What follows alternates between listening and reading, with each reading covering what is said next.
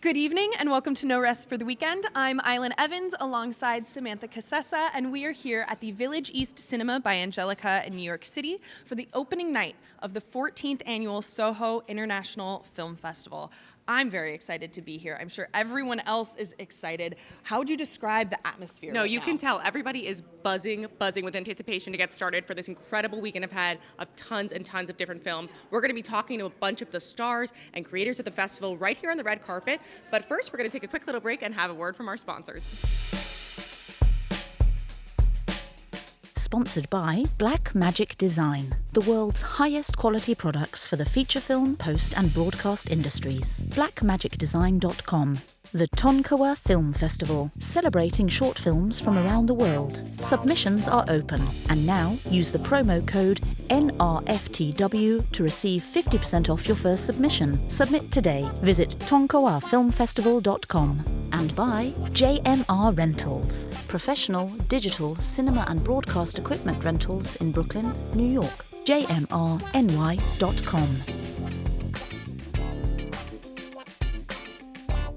I am here with Luciana Pasquale and her film that she directed, Aura Azul. First of all, welcome. How does it feel to be here tonight? It feels very unreal. Unreal? Yeah, it feels unreal. It's just like we were having such a hard time making the film, and just being here makes it feel like it was all worth it. Well, you made it. So tell us a little bit about the film. What is it about? So Hora Azul is Spanish for Blue Hour, and it is an experimental film. And it's basically about a man that falls into one of his own paintings, and it's like a metaphorical death of his ego. And the story follows his muse trying to save him from himself. Beautiful. So is there any sort of feeling that you would like the audience to leave after watching it feeling? I feel like the main emotional component of this film is empathy. So I feel like I would love for my audience to leave with this feeling of empathy and just be open to forgiveness of oneself and the forgiveness of others. So where can people find out more about you and about your work? You can find me on Instagram at luciana.pascual.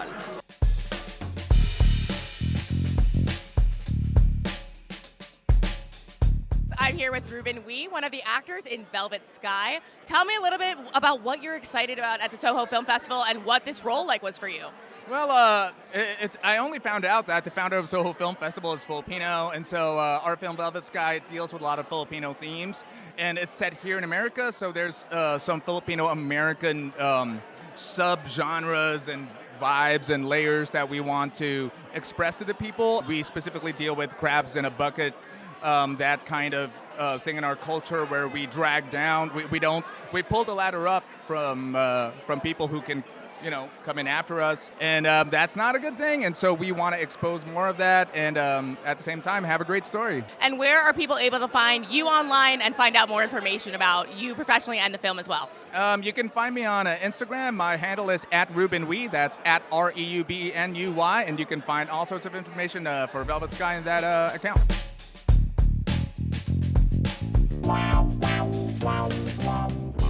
I am here with Shaval Chuva and Kat Donaki with Funky.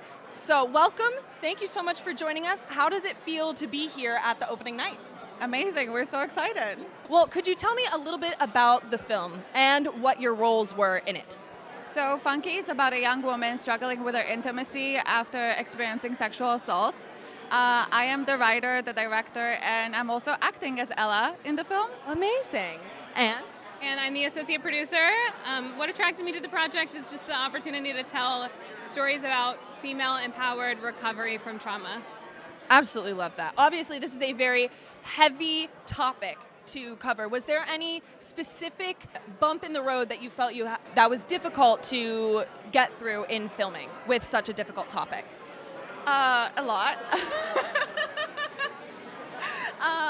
Every day there was a different challenge, but I feel like having an incredible team as I did, and I don't know, everybody was super supportive, and we were able to push through them. Amazing. Was there anything specific that stood out for you?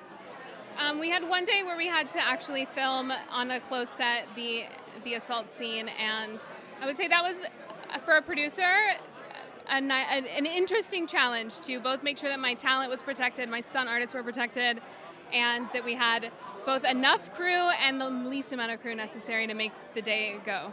Absolutely. Absolutely. Now, lastly, where can everyone find out more about you?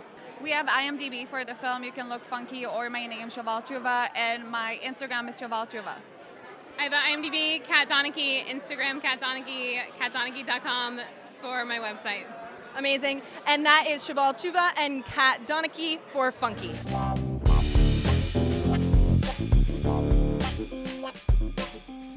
I'm here with Alex Forsenhauser and Lindsay Elizabeth Hand, the producer and director-writer for Guy Meets Girl. So, welcome, folks. Tell me, how does it feel to be here at the Soho Film Festival? Oh, it's so exciting. What a night. Look at all these people with all these great films. It's my first time here, and I'm very excited. Wonderful. We're excited to have you. And what are you excited about the audience taking away from your film when they get to see it this weekend? Honestly, I feel like it shows two different perspectives on the same situation. A guy meeting a girl. Amazing. Very intriguing. All right. And tell me a little bit about the process of the filmmaking. What was really exciting? What was challenging for you? I mean, it's always challenging, making any kind of film. Luckily, this was a short film, so it's easier than a feature film. We shot it in one day. And Lindsay was my producer here. I couldn't have done it without her. She was really a godsend. All right, thank you. And finally, let the people know where they can find you online in the future to learn more about the film and you guys professionally. Alex Forsenhauser is my name. Lindsay, what is yours? My name on Instagram is the Lindsay, S-A-Y, Hand. The Lindsay Hand on Instagram. I'm here with Zach Blair and Summer Warwick for The Taste of Neon. First of all, welcome. So excited that you guys are here. Could you tell me a little bit about what this film is about? Yeah. So The Taste of Neon is about a kleptomaniac caretaker that steals from her elderly patients that then has to go on the run throughout New York City when her thievery is thwarted. Ooh, okay. So you were playing. I practiced that, yeah. And you were playing the main character. What was the most difficult piece to this character for you? Well, in getting into like true pirate fashion, actually, it's the what drives a person to act that way, and what drives you to like keep your reputation afloat. Where can we find more about you guys and the film and the work that you're doing? So check it out on our Instagrams, that Zeebs, Flicks by Zeebs, or Summer Warwick. Oh, my Instagram is @summertime, summer with 3 M's, time with 3 E's. Perfect. And that is Zach Blair and Summer Warwick for The Taste of Neon.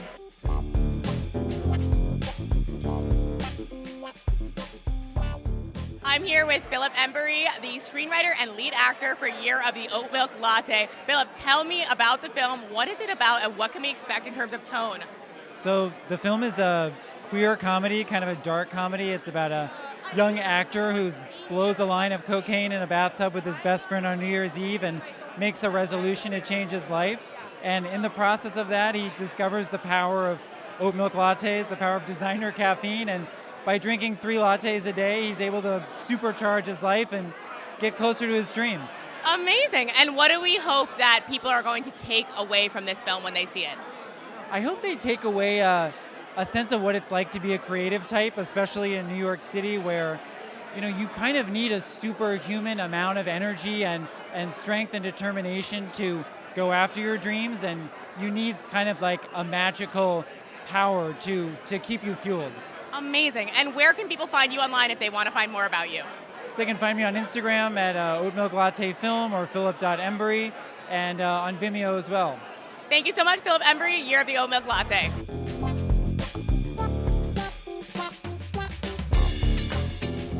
I'm with Heidi Valkenburg for The Bank Manager. Welcome. Thank you so much for being here tonight. Could you tell us a little bit about the film? Absolutely. It is set in Australia in 1935, and it is about a super intriguing series of bank robberies that happen. And it's based on some true events that actually happened to our writer, director, and producing team who are siblings. Wow, and you were the creative director, I heard. So is there something that you would like the audience to walk out of the film with, either a feeling or insight? I think the Australian landscape is super rich, intriguing, accessible and beautiful, but it's also very humorous, but it's solely about the characters and the people that are presented in the work. So I think as well as being amused, you're going to fall in love with some characters. Love it. Sounds comedic. All right, so where can people find more about you and the film?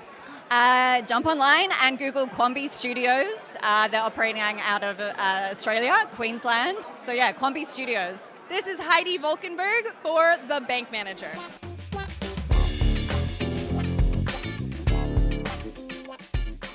I'm here with Nick Livanos, the writer and director of All the Wrong Ingredients here at the Soho Film Festival. Nick, tell me a little bit about the film, what it's about, and what you're excited about being at the festival for. Yeah, All the Wrong Ingredients is a movie where the main character is desperate to win a high-stakes cooking contest, so he unintentionally cooks up an imaginary friend to help him win. And it's like, what happens to his life when his ambition gets thrown into overdrive? It's kind of like a mix-up between like Ratatouille and Inside Out, but it's not animated. It's a live-action movie. Amazing, amazing. And did you do any cooking in preparation for the film? Did you learn more about cooking, or were you already a pro? I told our chef that I know a bunch about food to be dangerous. I was constantly just like creating problems when she was sort of a genius. And all the desserts in the movie are real desserts we all ate and enjoyed. Amazing, amazing. And what do you hope the audience takes away from getting to see this film? Well, I hope they laugh and enjoy it. I hope it's entertaining. And I also just hope that we can think a little bit more about like how we form our identities, because deeper things are all about identity. Amazing. Thank you so much. And where can people find you online if they want to hear more about you? Get me on Instagram at Nick Livanos. That's it. You'll find me there. Amazing. Thank you so much, Nick Livanos with All the Wrong Ingredients. Nice to talk to you.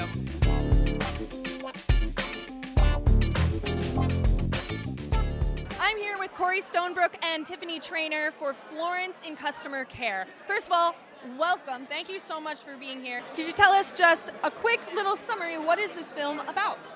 So Florence in Customer Care is a horror short, and it's about a customer representative who starts to unravel as a mysterious rash starts to grow on her body. That is concerning. Guess we should watch to find out what the rash is. Is there anything surprising that you would like the audience to be taking out of after watching this film? I mean, it's sort of my kind of railing against a day job and not wanting one. So I guess to me it's like, let's do creative stuff and not work. What was the most challenging piece for you within this character? Florence is somebody that has a really difficult time finding her voice and standing up for herself, and I am not that person. So most actors actually aren't. All right, well, where can people find more about the film and what you guys are doing for your work? So we are at Yeah Films on Instagram, and my website is CoreyStonebrook.com.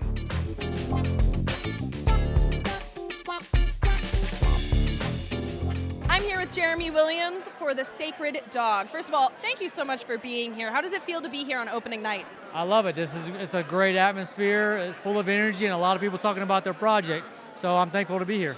Well, thank you for joining us. Could you tell us a little bit about the movie? Sure. It's about a Lakota tribe, and really it's an extended family's fight against their impoverished past through a sport called Indian Relay. So it's a sport to fight for their culture that has been taken away from them a long time ago. Wow, that's incredible. So I'm assuming there was a lot of history and research that went into this? Sure, it's a lot of history, it's a lot of reliving what they went through and kind of what they're still fighting for today. Incredible. Well, thank you for telling such an incredible story. Is there a certain lesson that you would like the audience to walk out with? I want people to know that this is still in our backyard and people are still fighting for their own culture. Like the United States is like, a lot of people forget like what they kind of went through and the history involved, but they're still going through those generational pain and it hasn't stopped. And I want people to remember that and help in any way possible. Well, thank you for telling that story. Where can people find more about you and your project? Well, I work for ESPN, so the project will be after the film festival. It will be on ESPN Plus after December. Amazing. Well, thank you so much. This is Jeremy Williams for The Sacred Dog.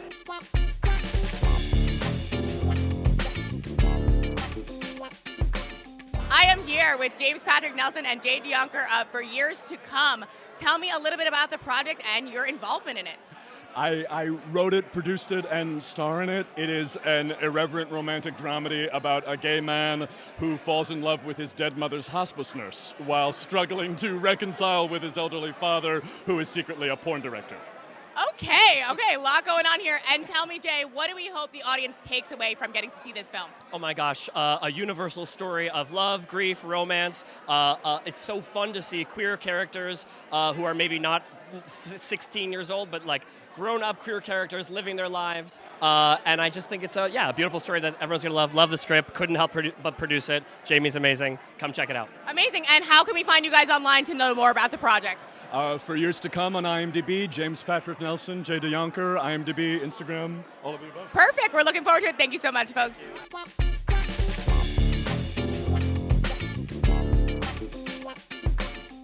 I'm here with Nick Demas for Body Electric. So first of all, thank you so much for joining us. Could you tell me a little bit about this film?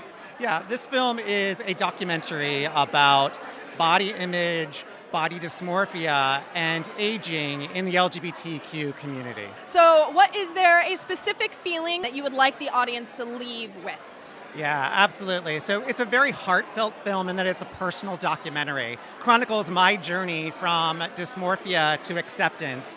And ultimately, the takeaway for the audience is to look at their body in a new way, more holistically, and to really honor themselves through their body. Well, I just want to thank you for being so vulnerable to share your personal story in a way that I'm sure a lot of people can learn from. Where can people find more about your movie and your work? So they can go to our website, which is bodyelectricdoc.com.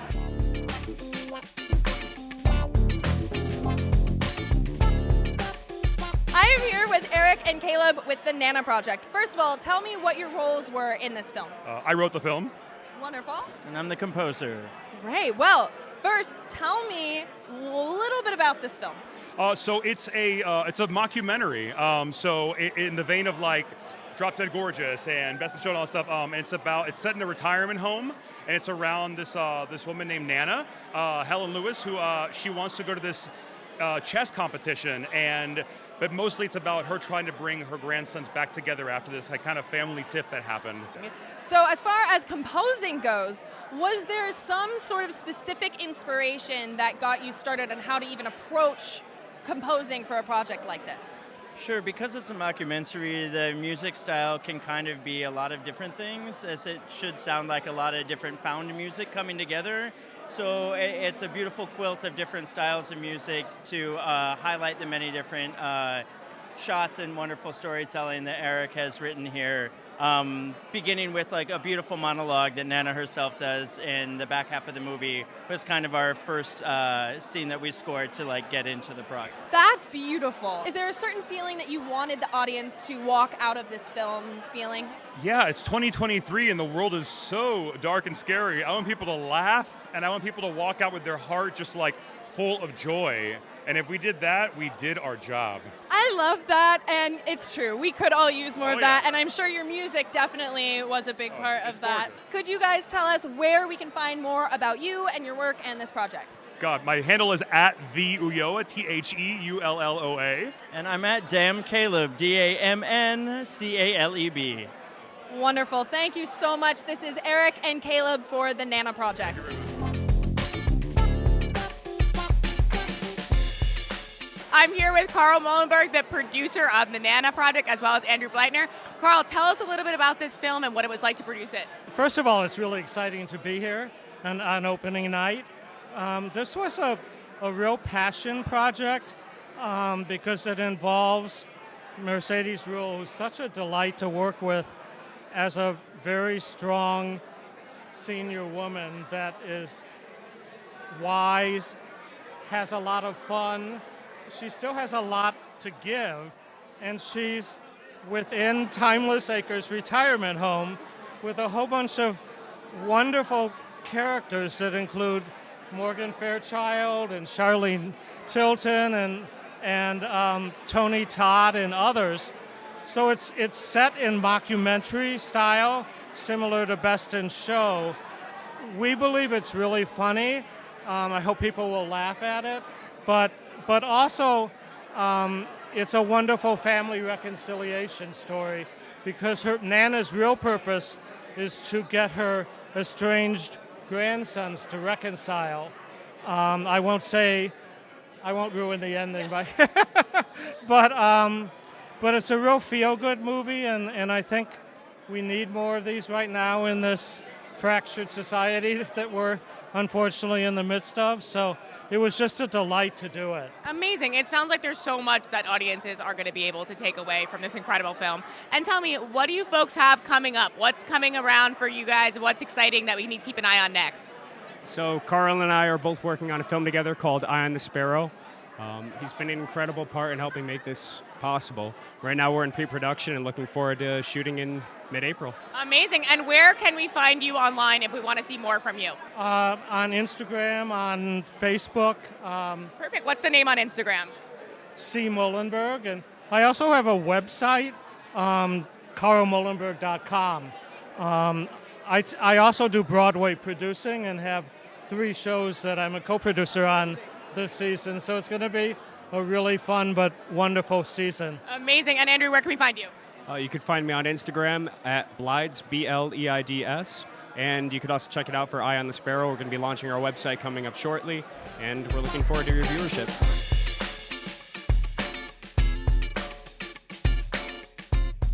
I'm here with Dixie Light, one of the actors in the film. First of all, welcome. How does it feel to be here for opening night? Thank you so much, Aislinn. It's amazing. I'm thrilled that to be a part of this project and to be premiering here at the Soho International Film Festival. It's quite a feat. We're thrilled to be here. Truly, congratulations. Thank you. What was it like working with such an incredibly talented cast? Well, I mean, let me just say I've never been on a project with an Oscar-winning actor. The amazing Mercedes Ruehl was our lead actress, and to be directed by Robin Givens was quite a treat as well. Love to hear that. We love when it's a good experience. So what was a challenging element that you found through the process for your character? Actually, well, for the character? Or just in the project, for you in the project. We had a bit of a COVID scare with one of the crew, and so we had to shut down production temporarily. But thankfully, we picked right back up, and everything went smoothly from there on out. So, love to hear it. So, where can people find more about you and your work? I am based out of Atlanta, Georgia. I'm represented by Forward, the agency, and I'm Dixie Light, ATL, on Instagram. Amazing. Well, thank you so much, and congratulations. Thank you so much.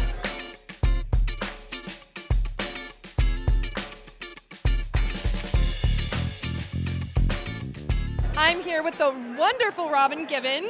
First of all, congratulations. Thank you. Thanks for being here. I'm so excited. It's like no words describe. This is such a labor of love, and working with Mercedes Ruehl and Morgan Fairchild, like this cast, I was like, Nolan, Will, I know, you could just keep going on. It just keeps going. Margaret Avery, it's crazy. It's crazy, yeah. Amazing. Well, and congratulations for opening the Soho International Film Festival. How does that feel? How does that feel? So when they said we were opening the film festival here at Soho, I was like kind of floored and kind of nervous. Yeah. I'm still kind of nervous, but I'm very excited. Well, as you should be. I'm so excited to see it. I'm sure it's just going to be incredible. Tell us a little bit about the film and how you came to directing it. Yes, it's wonderful. I've worked with these producers before, I directed a film, but it's really about a grandmother bringing 2 estranged brothers back together. That's really Nana's project. So it's a lovely story. Mercedes Ruehl is just one of my heroes. It was a dream come true. So I think people will really love it.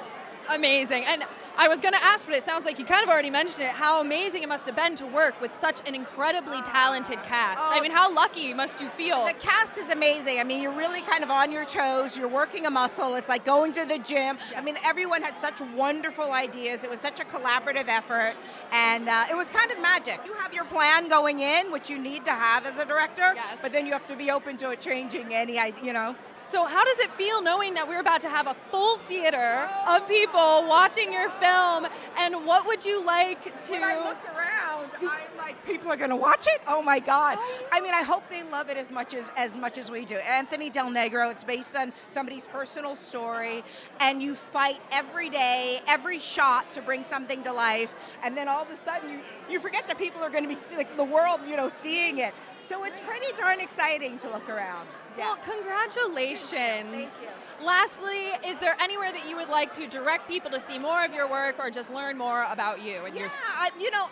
I don't know. I've been doing a lot of Warner Brothers stuff from Riverdale and Dynasty and Nancy Drews, and I just actually wrote a project with my son that that's incredible. That we just wrapped, and we just finished the music on.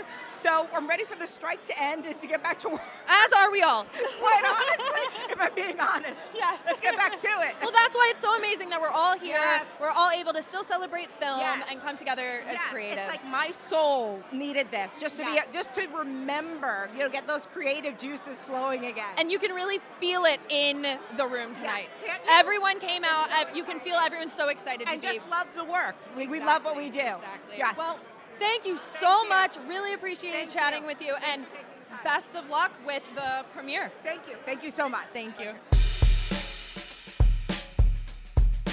And that's all for the opening night of the Soho International Film Festival. For more of our content and film festival coverage, check us out at our website at norestfortheweekendpodcast.com. We'd like to thank everybody who came out here to chat with us tonight, and a big thank you to our sponsors, Black Magic Design, the Tonkawa Film Festival, and JMR Rentals. For Behind the Rabbit Productions and Samantha Casesa, I'm Aislinn Evans. Thank you so much for joining us tonight, and we will see you at the next fest.